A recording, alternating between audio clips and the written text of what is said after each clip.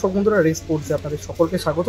আজ রবিবার, আমরা এখন রয়েছি ইস্ট বেঙ্গল ক্লাবে, যেখানে কিছুক্ষণ আগেই কিন্তু ইস্ট বেঙ্গলের যে প্র্যাকটিস সেটা শেষ হলো এবং আজকের প্র্যাকটিসে কিন্তু প্রচুর সমর্থক এসেছিলেন। তার অন্যতম বড় কারণ, এখন এফসি কাপের যে ম্যাচ ইস্ট বেঙ্গল খেলবে আর ঠিক 3 দিনের মাথায় সেই ম্যাচের কিন্তু টিকিট দেওয়া হচ্ছে, সেই টিকিট সেলসই এখানে হচ্ছে এবং তার জন্য প্রচুর সমর্থক কিন্তু এসছেন এবং তার মাঝেই আজকে সকালবেলা অনুশীলনও করলো ইস্ট বেঙ্গল দল। এবং আজকে কিন্তু অনুশীলনের দিমি, তালাল, জিকসান প্রত্যেকেই এসেছিলেন।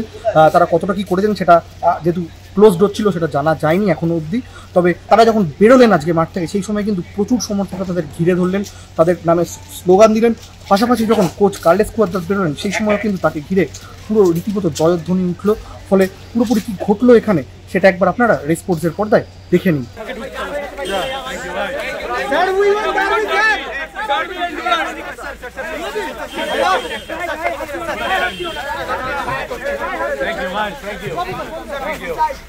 জয় বেঙ্গল, জয় ইস্ট বেঙ্গল